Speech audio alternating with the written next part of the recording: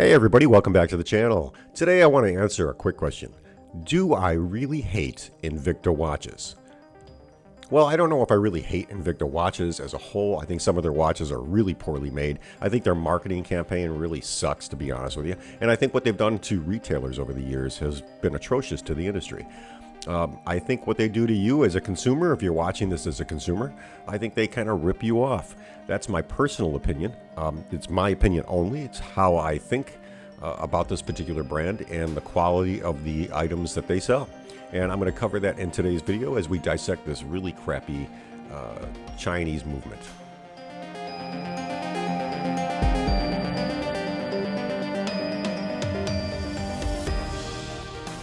Okay, so the first thing we're going to start with is this particular watch. This is an Invicta, obviously. It is a skeleton watch, and it looks like it has taken a tumble. Probably hit something hard like a concrete driveway or possibly some tile floor. It has a busted up balance staff, and I'm going to have to figure out how to change that because the parts for this particular watch are not available individually. We've got some indicators that have come off, as you can see here on the dial. Those indicators are floating around inside the movement, I think, and we're going to have to go ahead and clean it out. I decided not to take the band off the case. I'm just going to remove this. Customer wants the movement fixed. Doesn't really care about anything else. So let's get this running for the customer because I think he deserves it. Spent a lot of money on this particular Chinese watch, and we're going to get it fixed for him. So the first thing we're going to do is remove the rotor. And I know a lot of you guys are going to start complaining that, hey, you're touching it with your fingers. What are you doing?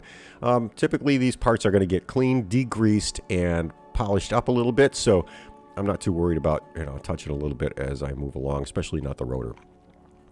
I love the use of the plastic insert here. That's obviously very common in the watch industry, but you do have a skeleton watch, so you don't want anything obstructing the view, and the clear plastic spacer allows for a light to kind of rotate around inside the case. So here you can see the balance is kind of moving in one position, face down. It works perfectly. Next thing we'll start doing is removing the hands. Let me explain a little bit more about Invicta, and I know I've done this before in the past. One thing that Invicta did, long before they got involved with QVC, they had a very good and extensive distribution through retailers in and around the United States and around the world. And their watches were typically good quality watches. They were Swiss quartz, Swiss mechanical movements. I think the onset of my particular hatred for what Invicta did stems around the following. So we used to be, in one of my retail outlets, we were an Invicta dealer. We used to sell really nice Invicta watches, and they were well made. Very nice cases, very good movements, easy to service. If you ever did have a problem, typically they didn't break down, and I didn't have so many issues. And then come along some weird marketing program that happened within Invicta itself, and I don't remember who actually owns Invicta or if Invicta is the conglomerate that owns everybody else, but they decided to go to QVC. So in and around 2007, 2008, we started seeing on QVC or some of the home shopping channels, Invicta watches. And hey, you could buy this Invicta for 5 easy payments of $39.99 and have it shipped to you for free. And what they were doing was actually taking watches that they would sell us. They would sell them on QVC or other home shopping channels for less than we paid.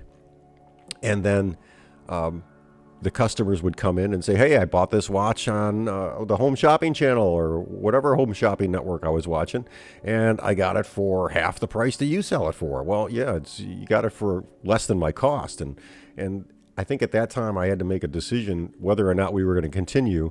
Eventually what we decided to do was just sell off the stock of Invictas we had, and I just stopped carrying Invicta watches. I thought that was kind of a poor move on their terms and policies of marketing. I understand what it did for them. It allowed them to go direct to the customer, which was kind of nice for them, especially since 2008, the economy started collapsing. And be prepared because it's going to happen again, I think. What they did to the retailer network was kind of horrific.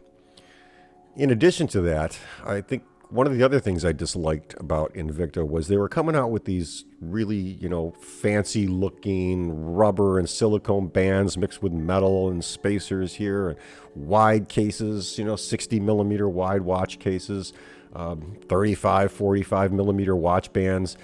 And they wouldn't sell them to the retail network. Of course, they wanted you, the customer, if you busted a band or broke something, they wanted you to send it directly to them to have those bands replaced or watches repaired. And they took a lot of the serviceability out of the market by offering you, the client, direct access to their service department. Now, they do farm that out, so they don't own all the service companies that they use, but they have their specific allies in the repair industry. So the right to repair a watch became a little bit harder with Invicta. And I would have occasionally customers come in and they'd break the silicone bands, and then they'd come to me and say, "Can you get me a silicone band?" And I'd say, "Well, I can buy it direct from Invicta for the same price you can, but if I do that, I'm going to mark it up." And of course, my customers would say, "Well, we don't want that." But they didn't want to order it themselves either. They wanted to come someplace where they trusted the person behind the counter and they dealt with for years. And unfortunately, we couldn't help our customers achieve that serviceability that they wanted from their Invicta watches. And of course, sometime in the early 2010, 2011, I started seeing Invicta watches coming in with really, really inexpensive Chinese movements.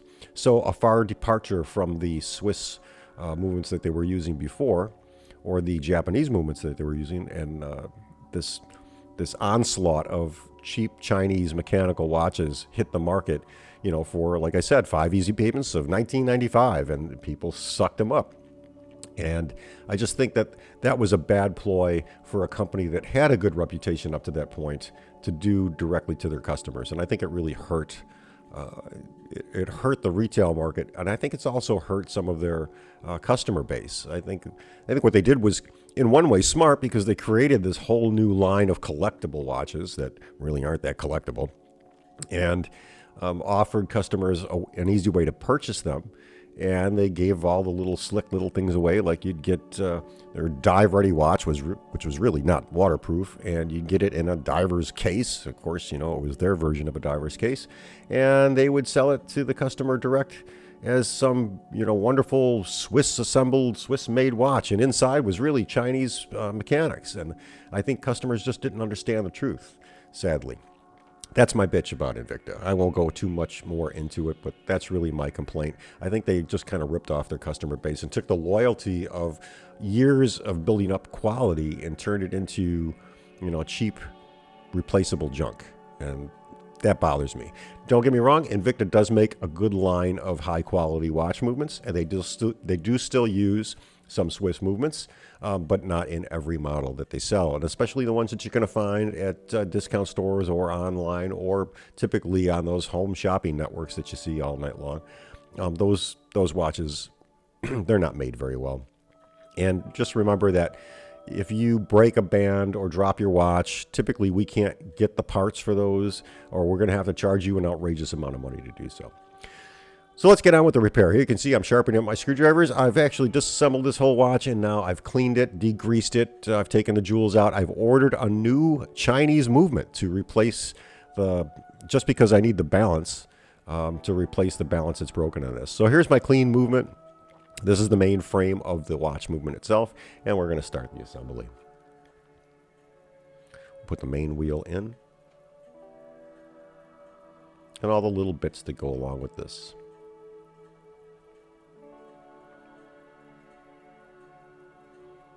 Remember, if you're going to do this yourself, and I encourage some of you, if you're mechanically inclined, to go ahead and learn how to do this. It's kind of a fun little hobby if you're going to get into it as a hobby or as a profession. If you're younger, I want you guys to remember that mechanical watch service is something that's a dying art. Very few people want to get into this. Here you can see we're assembling the clutch system. I like to put the clutch in before I actually start reassembling the watch. The purpose of this for me is that I can test it as I'm going along and make sure that everything is moving correctly, that the springs are in place, that the gears all click and turn in the right directions.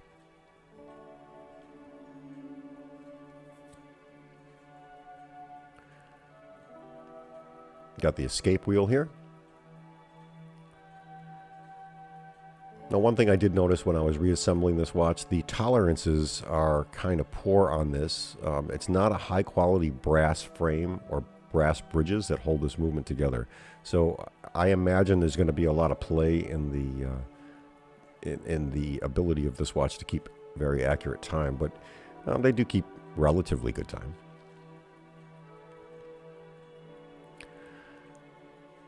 Now, I did purchase a replacement skeleton watch. I did purchase one without an automatic winder so that I could use the parts of it. It is the same watch, it just doesn't have the auto winding rotor on it.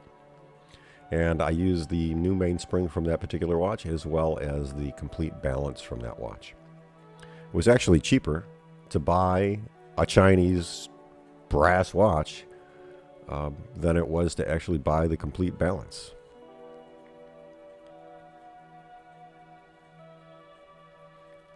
So here we're putting on the main bridge. Now this is the bridge that holds the train in place, and then we'll assemble the barrel bridge.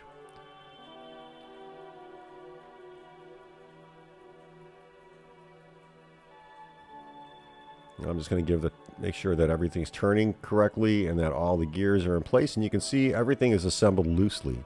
So here's where I'm going to go in and I'm going to start adjusting everything just to make sure that the jewels and the staffs are all seated correctly. That way I'm not going to cause any damage to this. And now you can see it kind of turns freely, and that's what we're looking for. Once that's on, we can tighten up those bridges.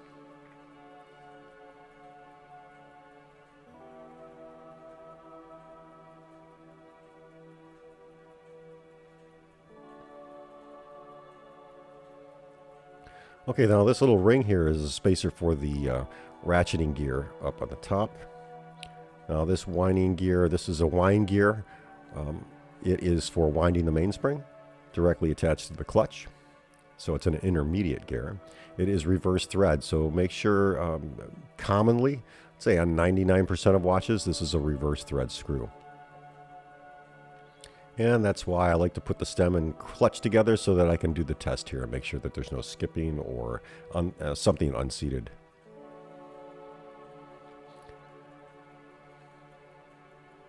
This is the winding ratchet or the winding wheel for the mainspring barrel. Hooks up to that intermediate gear, so when you turn the stem, you're going to wind it.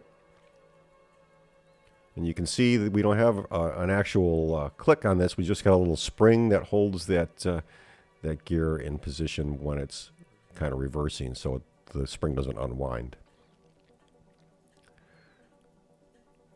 Again, guys, pallet forks are very, very delicate, so when you're hooking up the pallet fork to your watch, when you're inserting it, just take your time, be very cautious.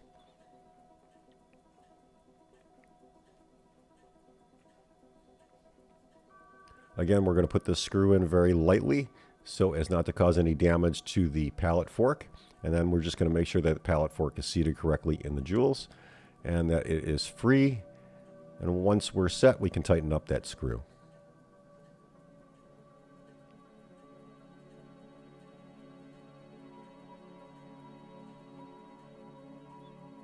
And we'll just give it a little wind and do a little test here and make sure everything works correctly. What you're looking for is that pallet fork to snap back and forth.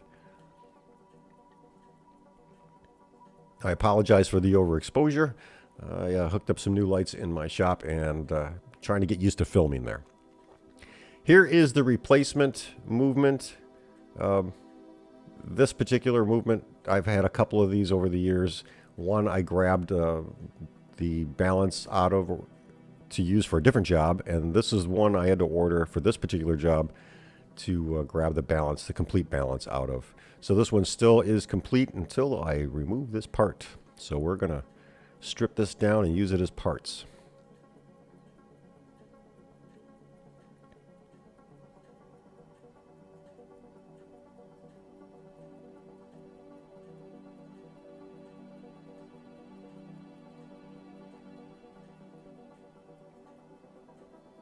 I can put that aside. I'll put that in my stock, and if I need another mainspring or some parts off of it, I've got it.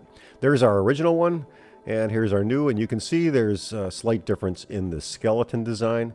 It is the exact same watch with a different cut pattern in it. That's the only difference. Now we'll put this in the customer's watch. And the moment of truth. Will it start?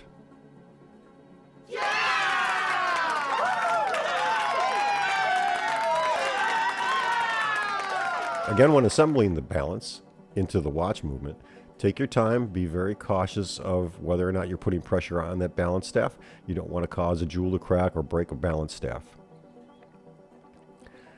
Now, no pun intended, shockingly, this has a shockproof balance on it. So you would have thought that when the customer dropped it, it wouldn't have broke, but the quality of materials used in these Chinese movements are not all that good. And I think the customer said they paid, or I believe I've seen these online for about $140. I'm sure you can get them cheaper on eBay or Amazon, but these watches are not made very well. They're just low quality timepieces. Good everyday watches. They are not waterproof, so don't think that you can go swimming or bathing with them. Now we've got the cannon pinion installed, the hour wheel, and the set gears installed. We can put the little bridge that holds all of those together right over the top. And because this is a skeleton watch, everything's got cut holes in it so that you can see the movement. And, I do think that that's pretty cool. I think people are intrigued by the mechanics of a watch, and I think you should be able to see it sometimes. I would like to see it done on more higher quality watch movements. That would be, something that would last and hold up to a lot of daily use. Now here I'm just testing the winding, and then we'll pull that stem out. We're going to test the setting also. It's time to put the dial back on. We'll loosen those two dial screws, or those two dial screw foot screws.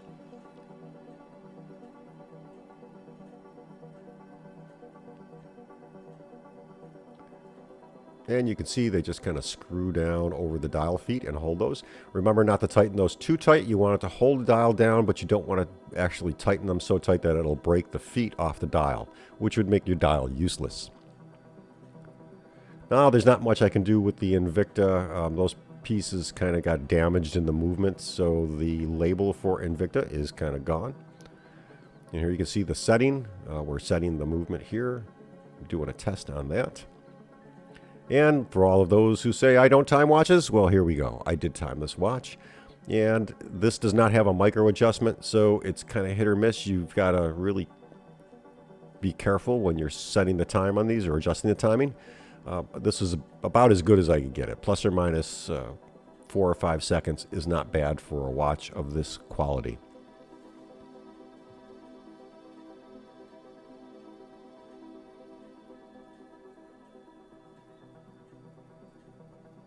So after letting it run for about 10 minutes, that's about where it leveled off, plus 5 seconds. And I'm going to leave it there because every time I try to adjust the little tab here, it kind of goes off in a completely different direction. Now for the assembly of the auto rotor winding system. I haven't seen anything like this used in a long time, although Seiko kind of started using a movement winder like this. Theirs is much better because you can put it all together and snap it in place. This is just kind of sandwiched in, and I had to use a little bit of oil to hold the pieces together while I assembled it. Kind of drove me a little nuts because it took a little too long to put this back together. Now the winding system's in place, everything works good. We can get ready to case the watch.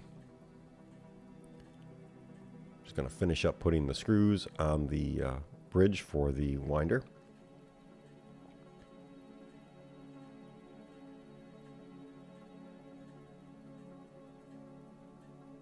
Again, I suggest that when you're assembling your watch, you just leave those screws a little bit on the loose side and then test everything, make sure everything works. Here you can see I'm kind of pushing over that little wheel, and I'm just doing a test to make sure that the winding system works. I'm going to put the rotor screw back into the watch movement just to give it a quick eyeball test. And here you can see when I turn that screw, it's rotating the wheel that winds the watch, and that's what we're looking for.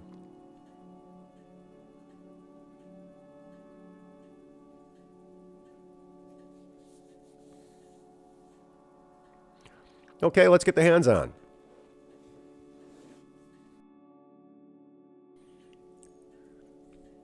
So the hands on this watch go on pretty easy. They're a good fit. Again, these are all Chinese parts. They do fit pretty good on this particular movement. I've got a nice tight fit, nothing loose, nothing really damageable on the hands. I think they're pretty well made, to be honest, unlike the movement. You can see I set it at the 12 o'clock position, and then I'll insert the minute hand onto the movement. Line those hands up. This watch does not have a balance stop or a hack, so you can't pull the stem out and stop it. But what do you want for a $20 watch movement? Now we're going to do a test and make sure the hands aren't touching and that there's enough clearance between the hour and minute hand.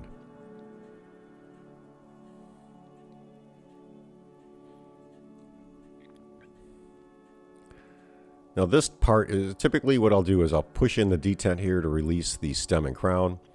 And then I'll add the second hand to the watch movement just in case. The second hand's a lot more delicate than the hour and minute hand, so I like to add that on before I actually case the watch. I'm going to use my dial or my hand tool here to push that hand down. And then again, we're going to check for clearance between the minute hand and the second hand so as to assure ourselves that the hands are going to rub with each other. Now I have gone out and cleaned the case up a little bit and gotten all the debris out of it. I'll insert the crown and stem. Now it's time for the movement spacer. The purpose of that spacer is basically to keep the movement tight in the watch case. Can't believe how many watches that I get for batteries where somebody's tried to do it themselves and lost that little spacer and their movement flops around inside the watch. Now, at least on these Chinese movements, there is a key on that rotor, so it is keyed, which is nice. We'll tighten up that screw. Some people I know like to use a little bit of Loctite on these. I don't, because I feel for the next guy who's got to come over and service this watch, although I doubt it'll ever be serviced again. That gasket has a kink in it, but again, we're saving some money here, so we're not going to replace that gasket.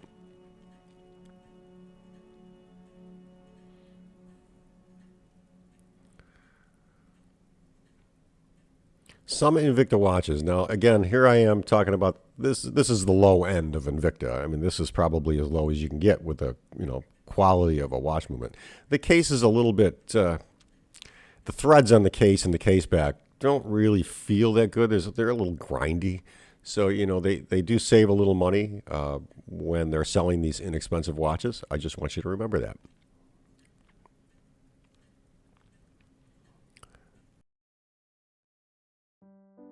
So that, my friends, is how we go ahead and replace the broken balance on the watch, do a full service on the watch, tear down, cleaning, getting it all oiled up and lubricated and ready to go back to the customer.